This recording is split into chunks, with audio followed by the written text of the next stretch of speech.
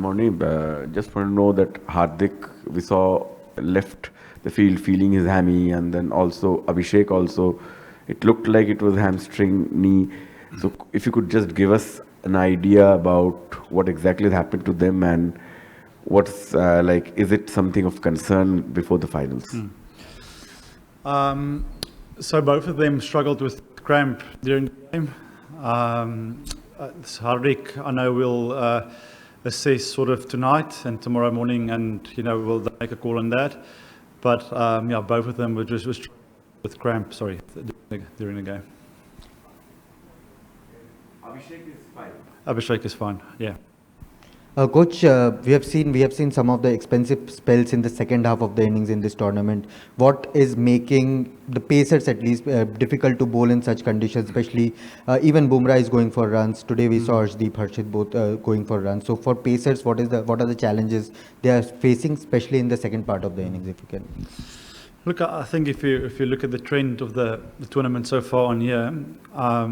It's almost like after 10 overs, the scoring rate slows down. So the new ball's almost coming on nicely. Margin for error is quite small with a new ball. And, as a bowling attack, we want to go that aggressive route and try and get wickets. So, yeah, bar our game here against, who was that against? Bumrah bowled up front, there hasn't really been a lot of swing up front. So, yeah, I think for us it's just having that aggressive mindset to try and take as many wickets as we can in that power play with the first 10 overs, because we know in that middle period, our spinners are going to come into play. Coach, a lot of we have reached the final without any loss in this tournament, but a lot of areas where we can improve. What do you think? Which are the areas, key areas where you are looking for improvement? The game is just day after tomorrow, though. Yeah, I mean, I don't think in this tournament so far we've played the complete game. There's after every game in discussions of areas we would like to improve and get better on. If we start with the batting, can we on tough conditions rotate, strike a little bit better? Get our two runs, running between the wickets, our twos, can we get that up? Can we protect partnerships a little bit? Because new batter walking in here is quite tough for those guys to start, but still have that aggressive mindset. From a bowling point of view, talk specifically about the first 6 or the first 10 overs, how we can improve with our lengths, with our accuracy, with our thinking with ball in hand. In that middle phases, just sort of our over sequence in terms of maybe bringing in the odd Yorker. I think the trend has been, because the wicket is slightly on the slower side, to go off pace, and batters are lining that up. So it's just that general thinking under pressure a little bit that we need to get sharper at. I mean, the boys have skills. They've played a lot of white ball cricket. But I just think for this group, a little bit under pressure, just to have a little bit more smarter clarity thinking with ball in hand and execute better. I think at the end of the day, we can have all the plans, but we still need to execute better. And then with the field, obviously catching, and we've worked hard on our catching and the light. So maybe it's just a little bit of a confidence thing. And yeah, just try and squeeze the guys in the field. So all departments, there is work that we need to be done. We by no means the finished article, and we know that. But luckily we've won, and we've won sometimes in ugly fashion. But we'll take that, and as a group, always take the learning and look to improve and take it on Sunday. In an inconsequential match, such a show from an opponent, is it good before the final, or it will do a lot of good for the final? Yeah, look, I mean, yes, it's good for the final, but I'm also looking down the line. For this guys to play a game like this, I always challenge the players to want the ball in tough situations, and Arshdeep taking the ball here tonight and bowling that super over and executing well, that's great signs. The more we can find ourselves in sticky situations and execute well and take the learning from that, that's how this group is going to grow. So yes, sometimes it is frustrating from the side, if we don't get it all together, but there's a bigger picture in mind. There's a process in mind. These guys are also still, learning different conditions and learning their trade, and that's gonna take time.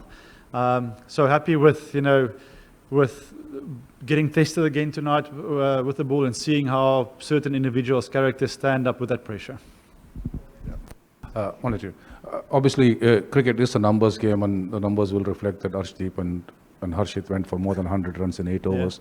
But when they don't play as many games as they do, and suddenly they come and play one game after every 3-4 games or 4 games. So how, as a group, how do you reconcile to that, and how do you ensure that when they come into the game, they're not too keen to try and overreach?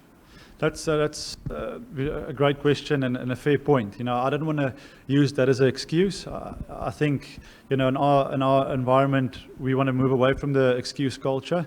The way these guys train, the effort we put in training, we expect them every time to go out and deliver. And you're right. Sometimes it is a lack of game time. You can bowl as many overs as you like in the nets. But, game time, nothing beats that. But like I said, I expect them with the quality of work that they've put in as a team. We expect our guys to deliver. And unfortunately, at the moment, things are not happening for them. But the bigger picture is the team is winning. And these guys, they're the X factor and they're match winners. So on the day, if it's their day, they can cash in and they can win a game for us. As long as the team is winning, the other guys will can catch up. But, fair point from your side in terms of game time and match time.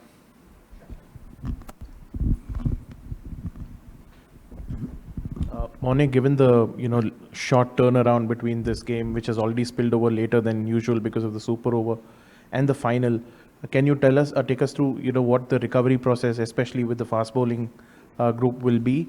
Is it about allowing them to find their methods and recover on their own, or do you have as a group give them some set instructions and prevent them from training tomorrow? Yeah, I don't think there will be any training tomorrow. So the key for the boys. They're already all in the ice baths, and their recovery sort of started straight away after the game.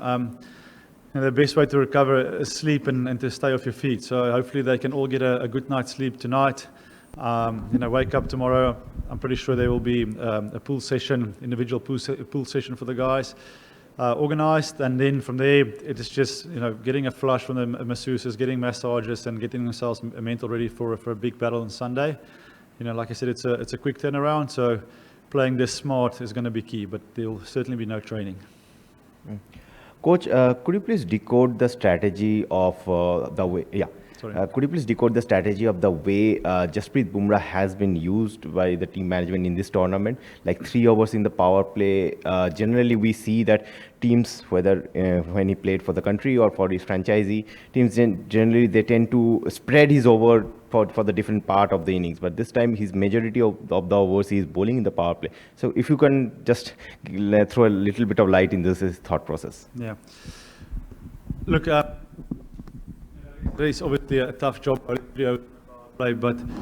Jasprit is the best bowler, one of the best bowlers in the world. And with a new ball, obviously we're looking to take wicket. I think if you can get a team down, 6, 7 down for the last 4, you make life a lot easier for you. And on the surface, the wicket is playing a certain way. Sort of the plan is no secret that with spin, after the power play. So what a great opportunity for the best bowler in the world, all the skills, the swinging, bowling Yorkers to strike first up front. We know the number 1 rule, or the golden rule in T20 cricket, is to take wickets. And if we can do that by using one of our best bowlers and for us to strike, that's a great weapon to have. That might change according to what we feel will be best in the day, but yeah, we just felt it is a nice opportunity to give him that role to try and strike first up front and get. Hi, Morne. Morne, Abhishek obviously has been in super form right through this tournament. You worked briefly with Shaheen for a brief time. If you could just set up that battle for us, and do you think that, how that may shape up, and do you think that's one of the key battles in the final? Yeah, I think it's there's definitely exciting the way they play the cricket. Shaheen is obviously aggressive. Will try and knock you over, and it's not back. I think so far, time these two went head to head at this. We all as supporters and fans are on the edge of our seats, and that's great for the game. So let's look forward to that on Sunday, and enjoy the battle. Thank you, Morne and Maulin. Thank you. Thank you.